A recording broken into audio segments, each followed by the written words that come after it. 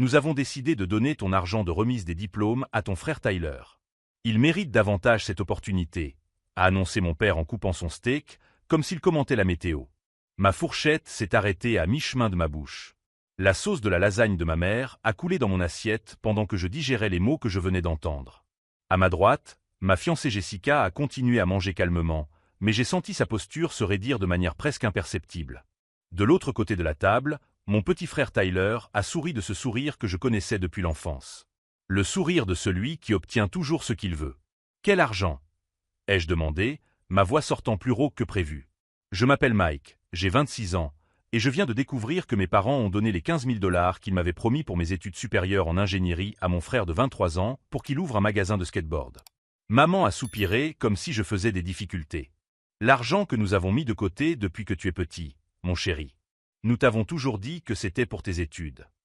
Et vous avez toujours dit que c'était à moi. » ai-je répondu en posant ma fourchette sur la table avec plus de force que nécessaire. Tyler s'est penché en avant, toujours souriant. « Mec, ne sois pas égoïste. Tu as déjà un emploi dans le bâtiment. J'ai besoin de cet argent pour réaliser mon rêve d'entrepreneur. » Pendant un instant, la cuisine est restée silencieuse.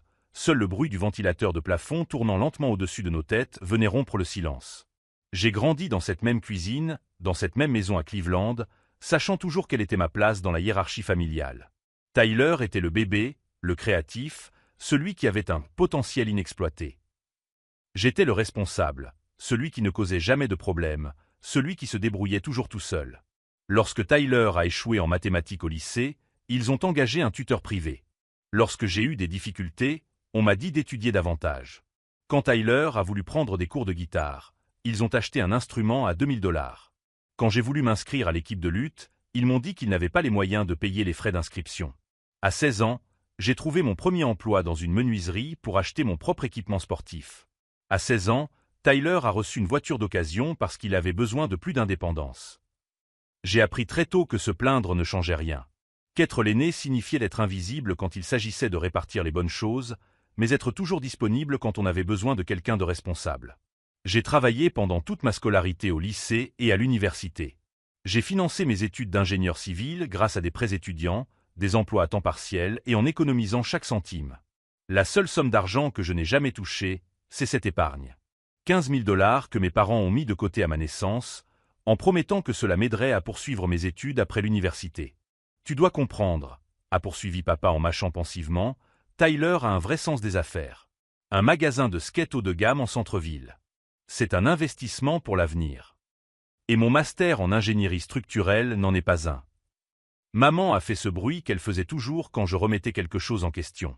Mike, tu as déjà un bon travail. Tyler a besoin d'une chance de briller.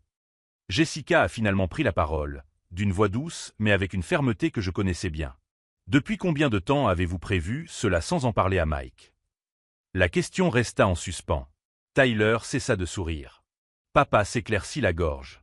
Cela ne te regarde pas, Jessica, répondit froidement maman. Ce sont des affaires de famille. C'est alors que je vis quelque chose changer sur le visage de ma fiancée. Jessica avait toujours été calme, maîtrisée, le genre de personne qui réfléchit avant de parler. Mais maintenant, il y avait quelque chose de différent dans ses yeux. Quelque chose qui m'a rappelé notre rencontre 2 ans plus tôt lors d'une conférence sur les technologies à Chicago. Elle donnait une conférence sur l'innovation financière devant une salle comble, captant l'attention de centaines de personnes grâce à sa présence qui remplissait toute la salle. Ce jour-là, j'avais pensé qu'elle était hors de ma portée. Une femme élégante, éloquente, manifestement couronnée de succès, qui parlait de choses que je comprenais à peine. Après la conférence, je me suis approché d'elle uniquement pour la remercier de son exposé inspirant. Je ne m'attendais pas à ce qu'elle veuille discuter.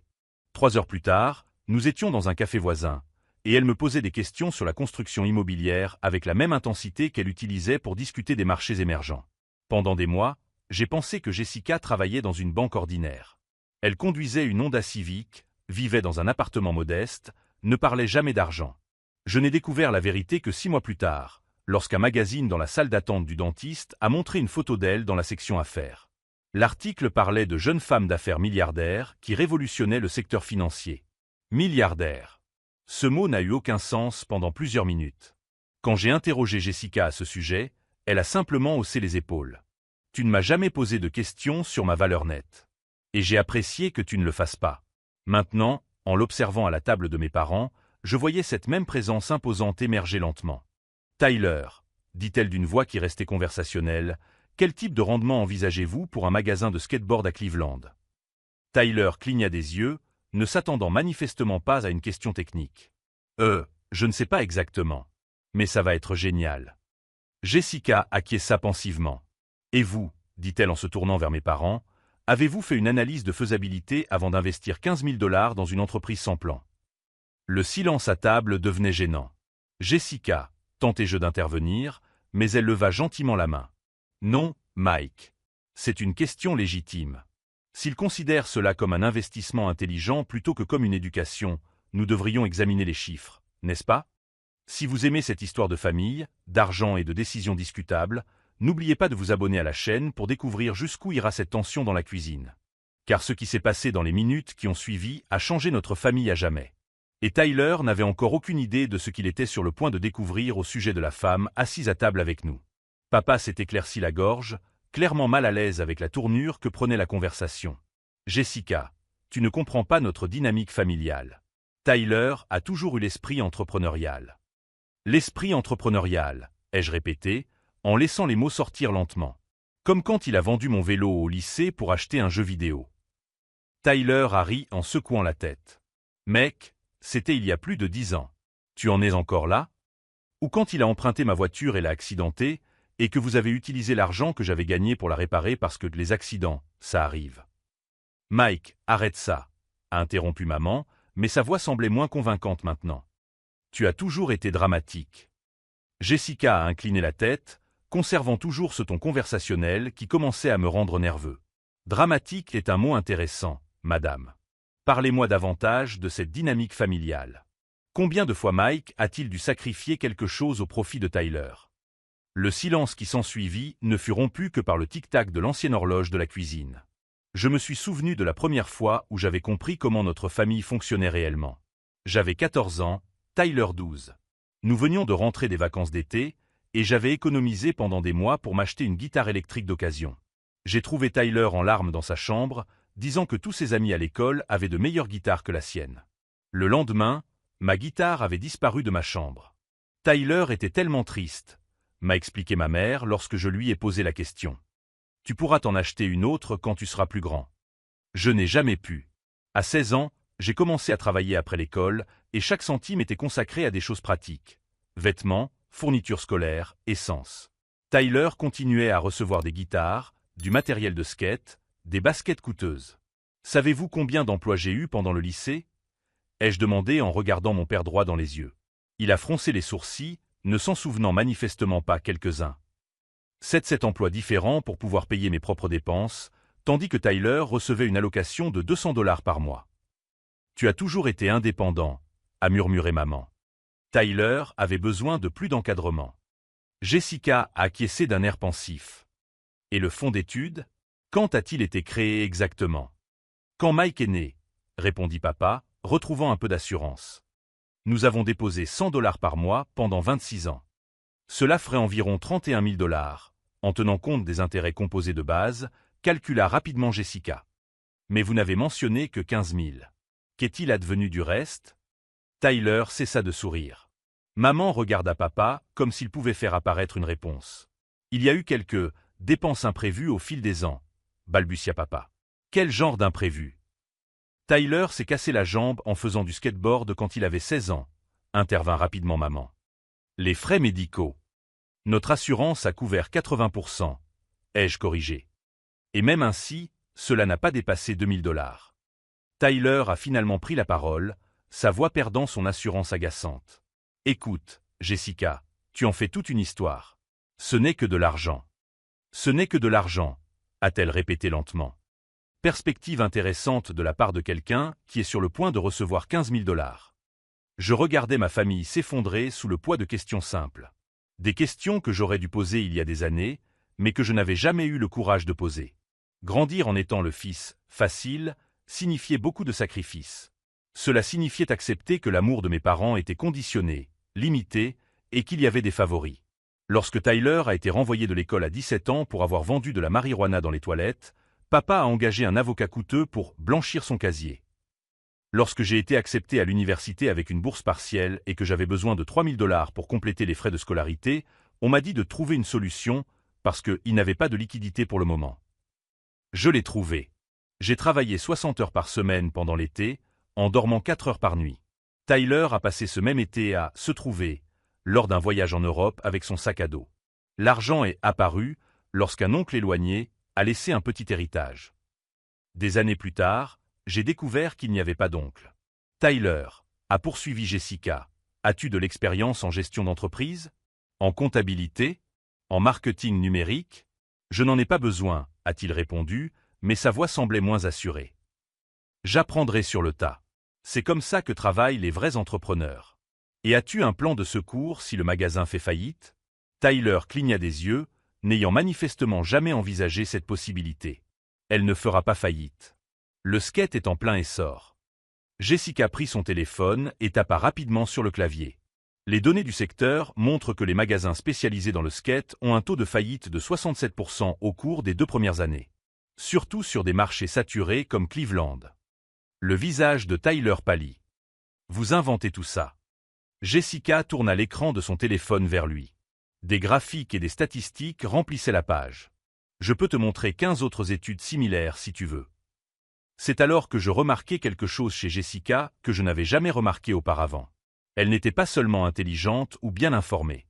Elle fonctionnait à un tout autre niveau d'analyse et de stratégie. Chaque question avait été calculée pour exposer une faiblesse spécifique dans l'argumentation de mes parents. Chaque réponse révélait des connaissances qui allaient bien au-delà de celles auxquelles une personne ordinaire aurait accès. Eh bien, tenta papa pour reprendre le contrôle de la conversation, indépendamment des statistiques, nous avons déjà pris notre décision. Tyler mérite une chance.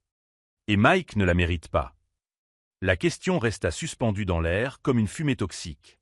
Mike a déjà des opportunités, insista maman. Il a un emploi stable. Dans lequel il gagne 42 000 $ par an, répondit immédiatement Jessica. Alors qu'un master en ingénierie structurelle pourrait tripler ses revenus en 5 ans. Tout le monde la regarda. Comment connaissait-elle mon salaire exact?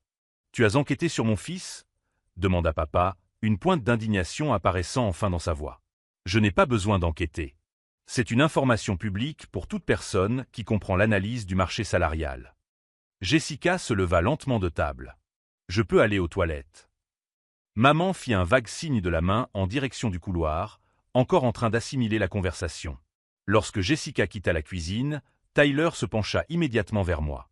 Mec, ta copine est folle. Pourquoi s'intéresse-t-elle autant à notre argent? Ce n'est pas son argent, murmura papa, mais il y avait quelque chose dans sa voix que je n'avais jamais entendu auparavant. De l'incertitude.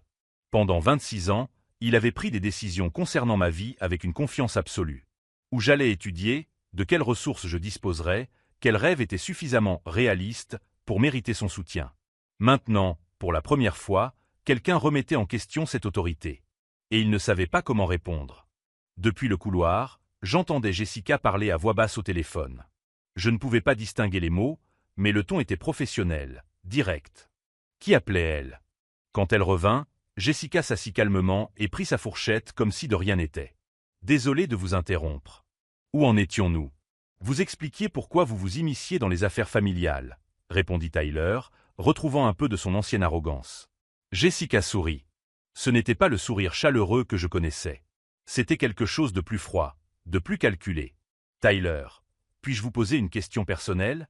Cela dépend de la question. Combien d'entreprises avez-vous déjà gérées? Même de petites? Eh bien, aucune pour l'instant. Mais ce sera ma première véritable opportunité. Et vous, dit-elle en se tournant vers mes parents, avez-vous déjà investi dans une entreprise? Je ne vois pas en quoi cela est pertinent, répondit papa sur la défensive. C'est pertinent parce que vous traitez cela comme un investissement familial intelligent. Mais aucun de vous n'a d'expérience dans les affaires, l'analyse des risques ou la planification financière. Tyler frappa du poing sur la table. Pourquoi ne pouvez-vous pas simplement soutenir la décision de la famille? Jessica le regarda longuement. Quand elle prit la parole, sa voix était parfaitement calme. Parce que ce n'est pas une décision familiale. C'est du vol. Le mot resta suspendu dans l'air comme un coup de feu. Maman s'étouffa. Papa rougit. Tyler ouvrit et ferma la bouche comme un poisson. Tu as pris de l'argent qui ne t'appartenait pas, continua Jessica en regardant Tyler droit dans les yeux. De l'argent économisé spécifiquement pour l'éducation d'une autre personne. En termes juridiques, cela s'appelle un détournement de fonds. Attends un peu, dit Tyler en se levant, les mains légèrement tremblantes. Mes parents m'ont donné cet argent. Ils peuvent en faire ce qu'ils veulent. Jessica pencha la tête. En fait, non. Si l'argent a été spécifiquement destiné à Mike et qu'il peut le prouver, il existe un précédent juridique pour le récupérer. Comment connaissait-elle les précédents juridiques? J'ai observé ma famille assimiler cette information. Tyler, qui avait toujours obtenu tout ce qu'il voulait simplement en le demandant. Mes parents, qui n'avaient jamais eu à justifier leur décision à qui que ce soit. Soudain, ils étaient confrontés à quelqu'un qui non seulement remettait en question leur autorité, mais savait exactement comment la défier. « Tu menaces notre famille ?» demanda papa, la voix tremblante entre la colère et la peur. Jessica finit de mâcher un morceau de lasagne avant de répondre. « Je ne menace personne. Je vous fournis simplement des informations que vous n'avez manifestement pas prises en considération. » Elle fit une pause, laissant ces mots être assimilés. « Mais puisque nous en parlons, il y a quelque chose que vous devriez savoir à mon sujet. » Mon estomac se noie. Quoi qu'il arrive ensuite, cela changerait tout. Et pour la première fois en 26 ans, j'étais certaine que ma famille était sur le point de découvrir ce que signifiait sous-estimer quelqu'un. La tension dans la cuisine était si palpable que je pouvais sentir le goût métallique dans l'air. Jessica posa sa serviette sur la table avec des gestes délibérés, comme un général organisant ses troupes avant la bataille. « Il y a quelque chose que vous devriez savoir à mon sujet, » répéta-t-elle, sa voix conservant ce calme inquiétant. Tyler se pencha en avant, incapable de résister à la curiosité. « Comme quoi ? Comme le fait que j'ai fondé et vendu 3 entreprises de technologie financière avant l'âge de 30 ans. » Le silence qui suivit fut absolu. Même le ventilateur de plafond sembla s'arrêter de tourner. « Quoi ?» murmura maman, clignant des yeux comme si elle essayait de résoudre une équation mathématique impossible. Jessica prit son téléphone et fit glisser son doigt plusieurs fois sur l'écran. La première était une start-up de paiement mobile que j'ai vendue à PayPal pour 15 millions. La deuxième était une plateforme d'investissement automatisée rachetée par Wells Fargo pour 42 millions. La troisième. Elle fit une pause, tournant l'écran de son téléphone pour montrer ce qui semblait être la page Forbes.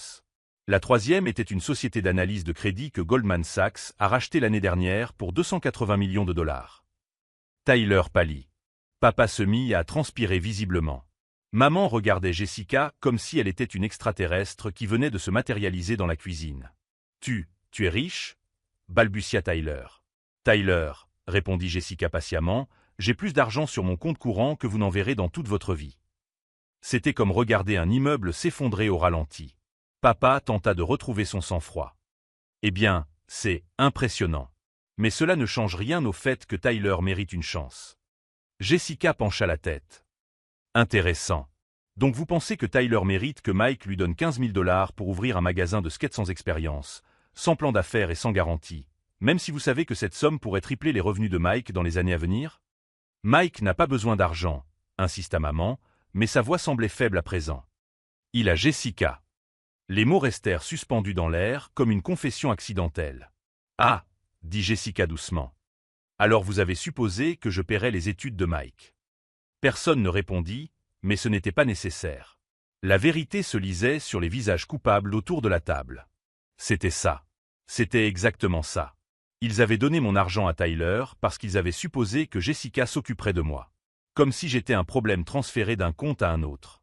J'ai senti quelque chose se briser dans ma poitrine. Ce n'était pas seulement de la colère ou de la tristesse. C'était le bruit de 26 ans d'espoir qui s'effondrait enfin. Combien de fois, demandai-je, ma voix plus basse que je ne le voulais, avez-vous pris des décisions concernant ma vie en supposant que quelqu'un d'autre s'occuperait de moi? Tyler rit nerveusement. Mec, tu es encore en train de dramatiser. Dramatique? Ai-je répété.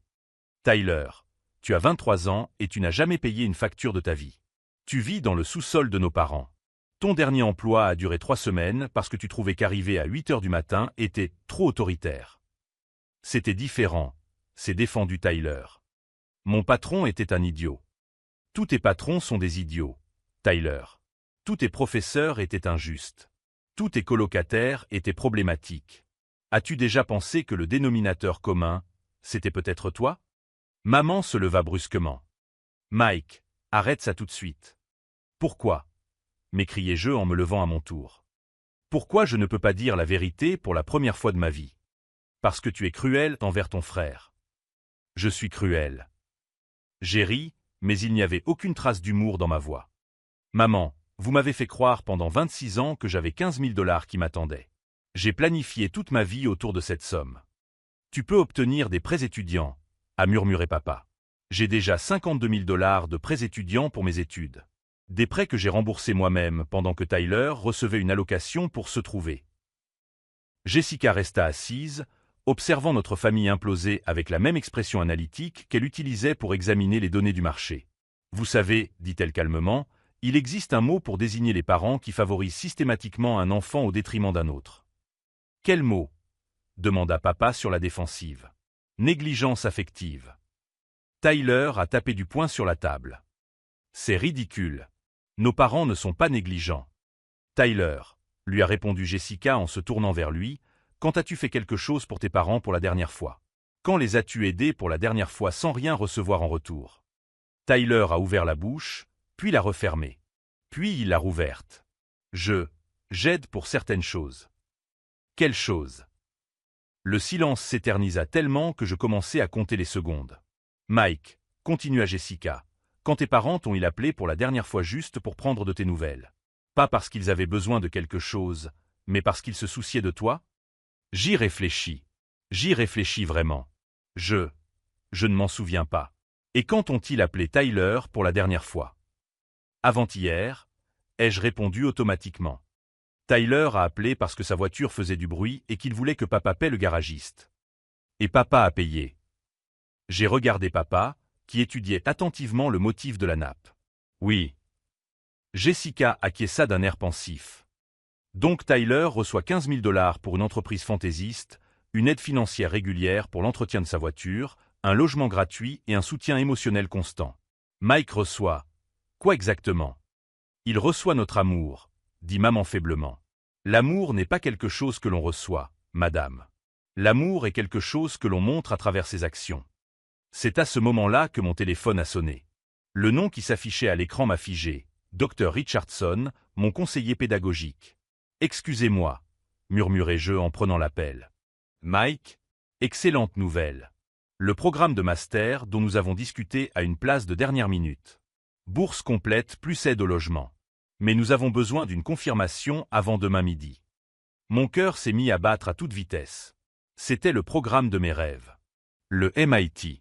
Ingénierie structurelle avancée axée sur la construction durable. Dr Richardson, je dois vérifier ma situation financière. Je peux vous rappeler dans quelques heures? Bien sûr, Mike. Mais ne tardez pas trop. C'est une occasion unique. J'ai raccroché et j'ai regardé ma famille, qui m'observait avec impatience. C'était au sujet du MIT, ai-je dit lentement. Un programme de master avec une bourse intégrale. Je dois confirmer d'ici demain. Tyler a ri. Mec, tu n'as plus besoin de cet argent alors. Problème résolu. Je l'ai regardé, vraiment regardé, et pour la première fois, j'ai vu Tyler clairement. Pas comme mon petit frère qui avait besoin d'être protégé, mais comme un homme adulte qui n'avait jamais travaillé un seul jour pour obtenir quoi que ce soit. Qui prenait tout pour acquis parce qu'il y avait toujours eu quelqu'un pour lui donner.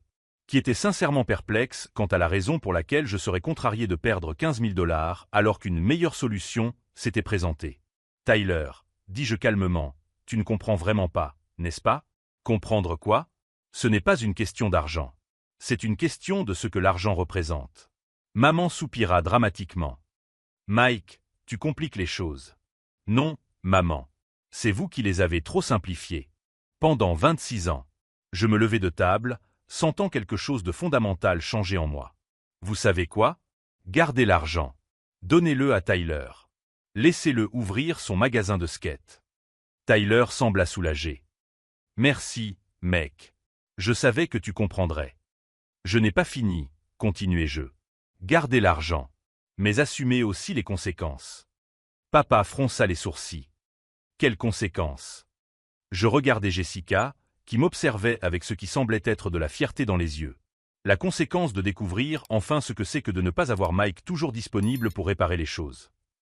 Et c'est à ce moment-là que je pris une décision qui allait tout changer. Pas seulement au sujet de l'argent, ou de Tyler, ou du MIT.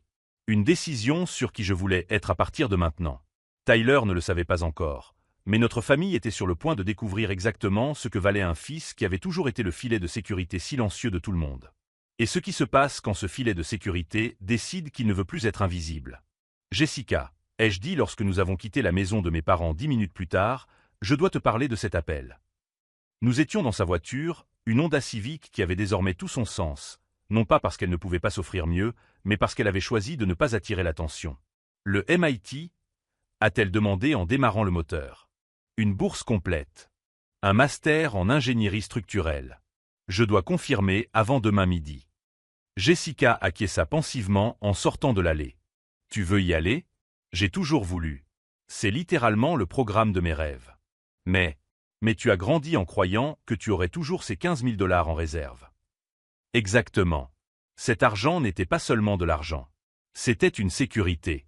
C'était la preuve que, même si j'étais invisible, j'avais encore suffisamment d'importance pour que mes parents mettent quelque chose de côté pour moi. Mike, dit Jessica en s'arrêtant à un feu rouge et en se tournant vers moi. Je peux te poser une question directe? Bien sûr. Si l'argent n'était pas un problème, si je couvrais tous les frais du MIT, tu y irais. J'y ai réfléchi. J'y ai vraiment réfléchi. Je ne sais pas. Ce serait bizarre que tu finances mes études alors que nous ne sommes même pas encore mariés. Et si c'était un prêt, avec des intérêts au taux du marché, contractuel, tout à fait formel? Le feu est passé au vert et elle a pris la direction du centre-ville. Jessica, je ne pourrai pas te rembourser avant des décennies. Tu sais combien gagne un ingénieur débutant? Elle a souri. En fait, je le sais exactement. 42 000 pour les nouveaux diplômés, 65 000 avec un master, 90 000 avec une spécialisation en développement durable. Bien sûr qu'elle le savait. De plus, continua-t-elle, je pense à quelque chose de plus important que de simplement te prêter de l'argent. Comme quoi? Jessica se gara devant un café du centre-ville que je n'avais jamais remarqué auparavant. Discret, sans enseigne tapac sans grave l'œil, le genre d'endroit que fréquentent les personnes importantes lorsqu'elles ne veulent pas être vues. Allons discuter à l'intérieur. J'ai des choses à te montrer. Le café ne comptait que 6 tables, toutes vides sauf une au fond où un homme en costume lisait des documents. Jessica m'a guidé vers une table près de la fenêtre. Mike, que sais-tu de l'industrie de la construction durable? Qu'elle est en plein essor. Pourquoi? Parce que j'envisage d'investir massivement dans ce secteur au cours des 5 prochaines années.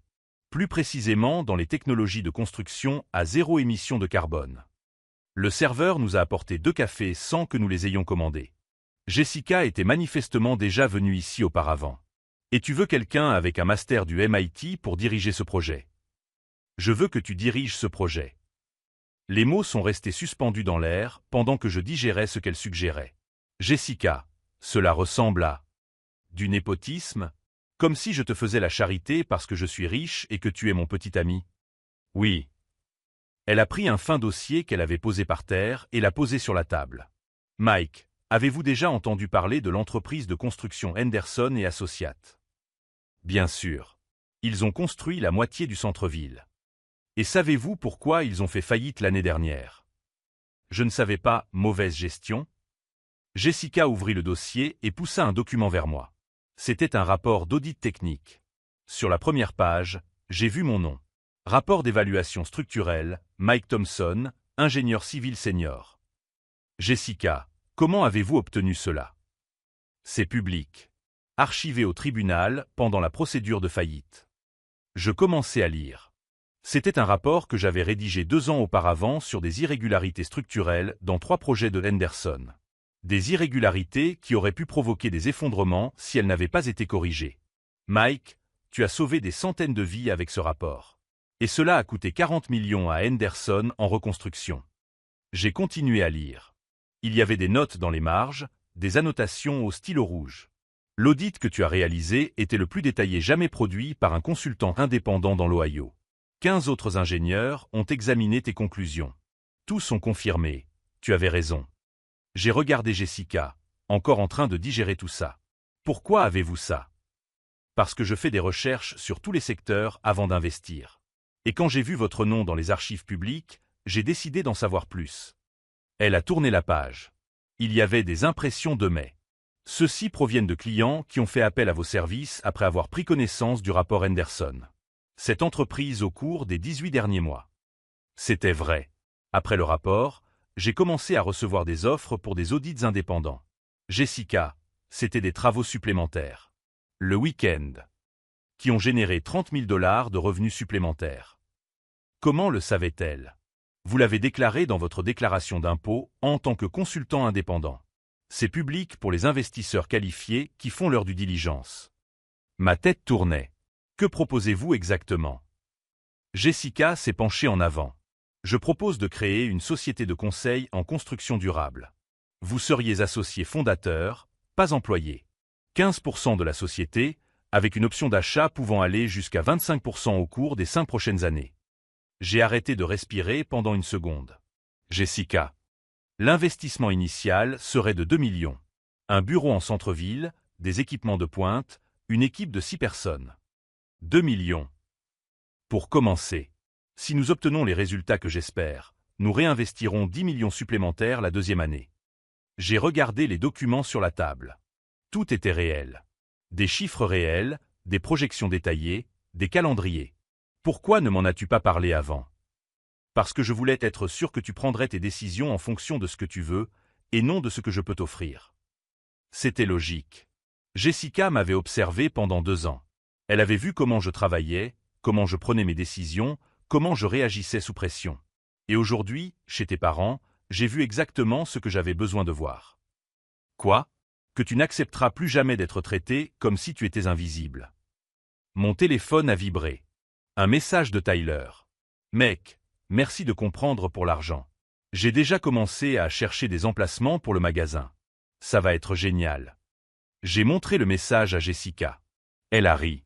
Il ne comprend vraiment pas, n'est-ce pas? Tyler n'a jamais eu besoin de comprendre les conséquences. Il y a toujours eu quelqu'un pour le protéger. Jessica a pris mon téléphone et a tapé une réponse. Bonne chance, Tyler.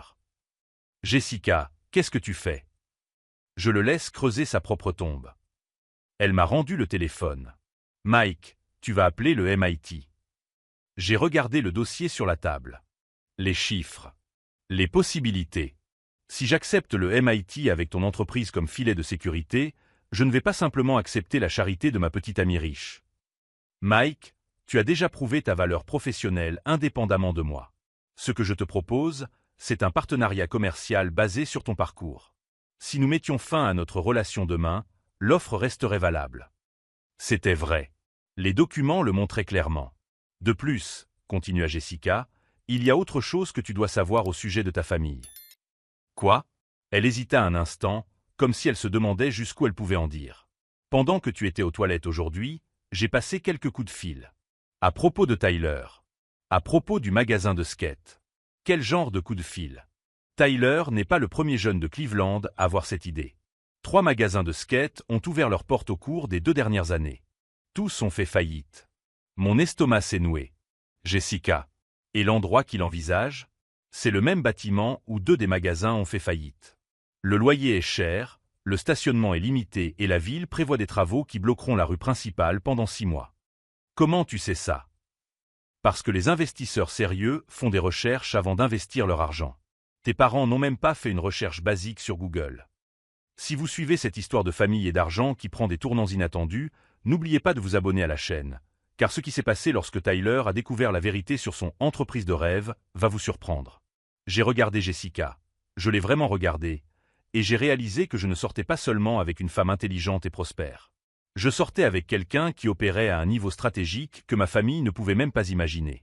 Et Tyler, avec son magasin de skate voué à l'échec et sa confiance inébranlable qu'il y aurait toujours quelqu'un pour le sauver, était sur le point d'apprendre une leçon que mes parents n'avaient jamais eu le courage de lui enseigner. Ce qu'il ne savait pas, c'est que Jessica avait déjà mis en place une série d'événements qui garantiraient que cette leçon serait inoubliable. Pour nous tous. Le lendemain matin, j'ai appelé le docteur Richardson à 8 heures pile. Docteur Richardson? C'est Mike. J'accepte la place au MIT. Excellent. Je vais traiter votre dossier immédiatement.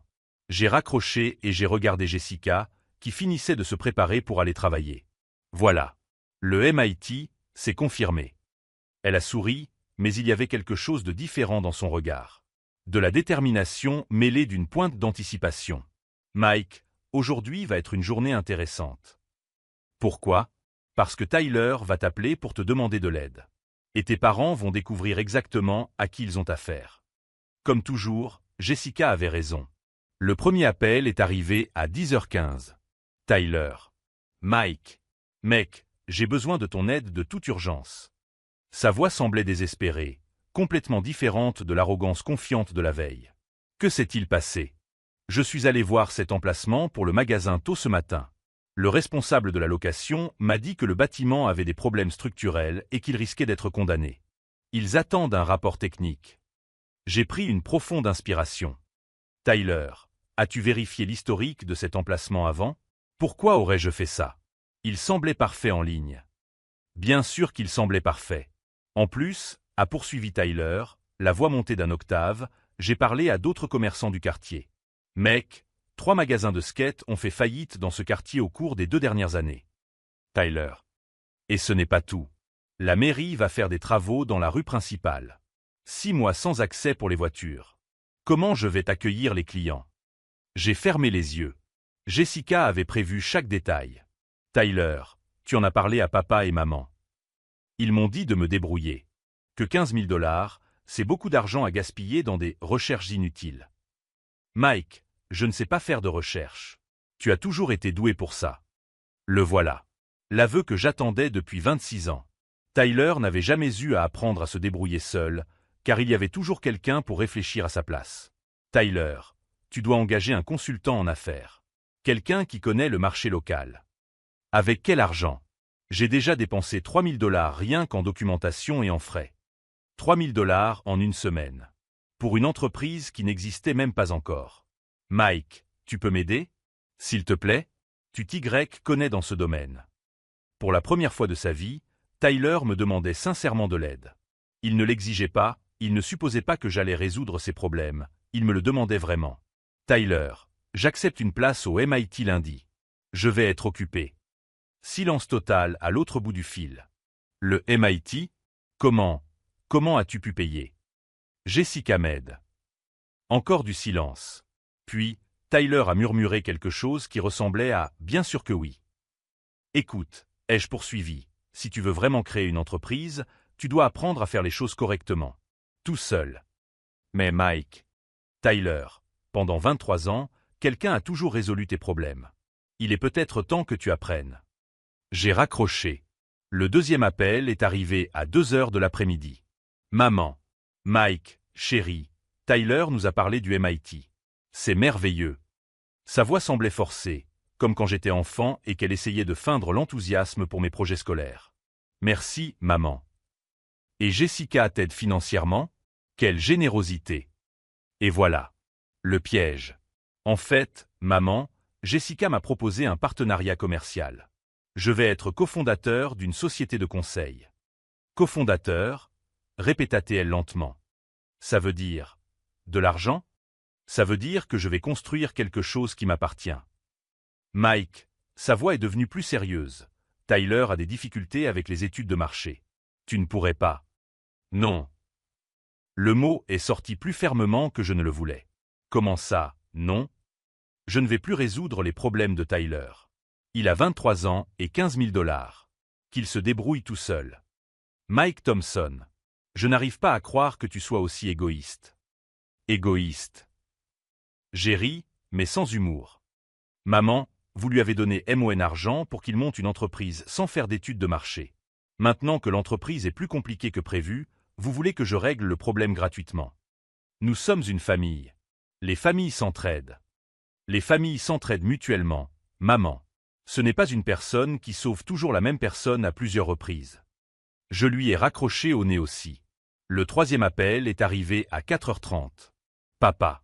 Mike, nous devons parler. Ta mère est en colère. À propos de quoi?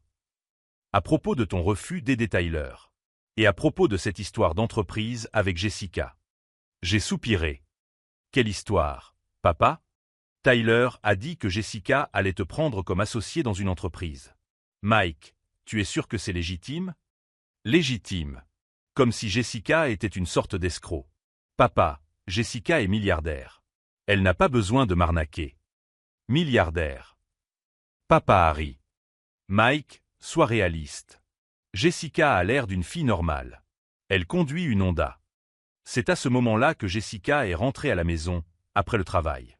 Elle a entendu ma partie de la conversation et m'a fait signe de lui passer le téléphone. J'ai hésité une seconde, puis je le lui ai tendu. « Monsieur Thompson ?» C'est Jessica.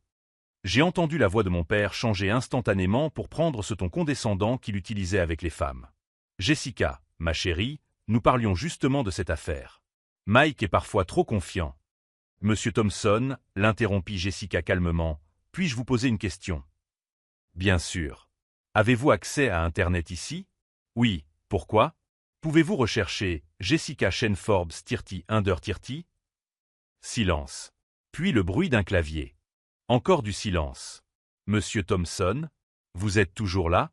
Jessica. « C'est vous ?» Je regardais Jessica, qui souriait tranquillement. « C'est moi, Monsieur Thompson. PDG de Chaîne Financial Technologies. Vendu à Goldman Sachs l'année dernière pour 280 millions. 280. Balbutia papa. Millions, oui.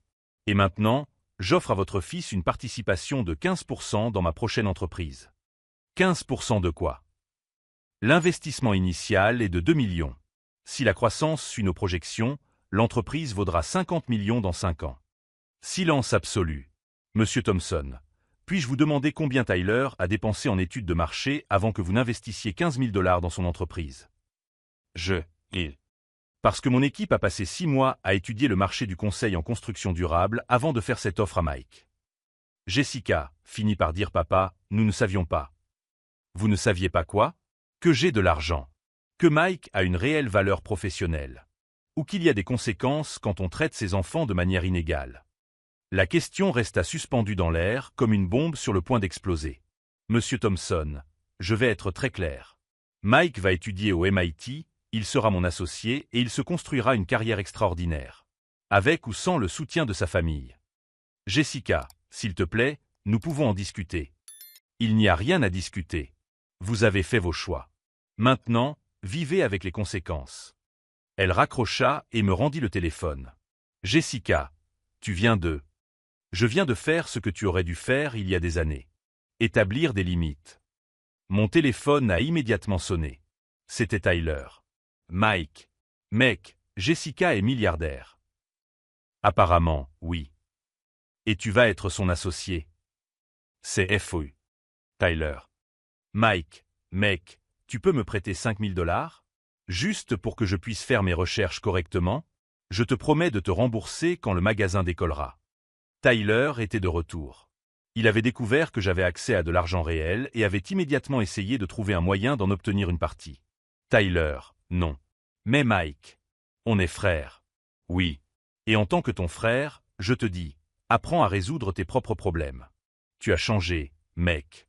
Depuis que tu sors avec cette Jessica, tu es devenu arrogant. Arrogant. Parce que je refusais de résoudre les problèmes qu'il avait lui-même créés. Tyler, bonne chance avec le magasin. J'ai raccroché pour la dernière fois.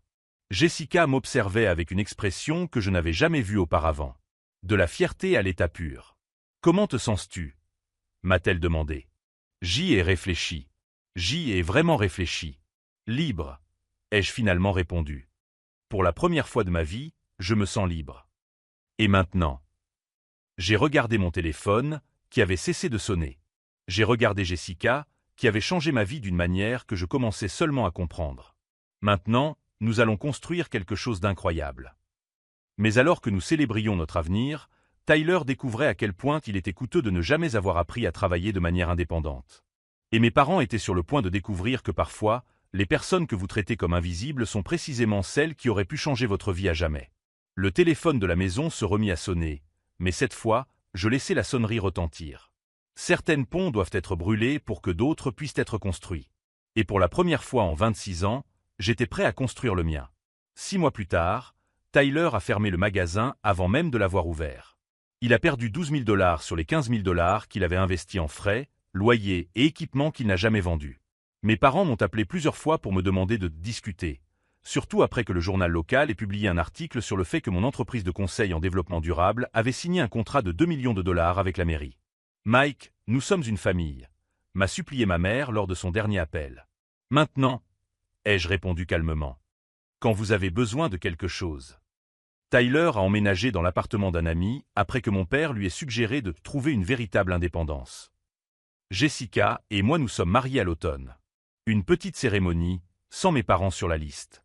Au MIT, j'ai découvert que j'avais un talent naturel pour l'innovation durable. Notre entreprise a déjà une liste d'attente de 6 mois. La leçon à en tirer, parfois, être invisible vous apprend à voir ce qui compte vraiment. Quand ils ont enfin cessé de me prendre pour acquis, j'ai construit quelque chose qu'ils ne pourraient jamais ignorer. Tyler m'envoie encore des messages de temps en temps. Je ne réponds jamais. Certains ponts doivent être brûlés pour que d'autres puissent être construits. Si cette histoire de dépassement de soi vous a touché, abonnez-vous à la chaîne pour découvrir d'autres histoires de personnes qui ont transformé le rejet en révolution. Aujourd'hui, mon entreprise vaut 15 millions. La même somme que mes parents pensaient que je ne méritais pas.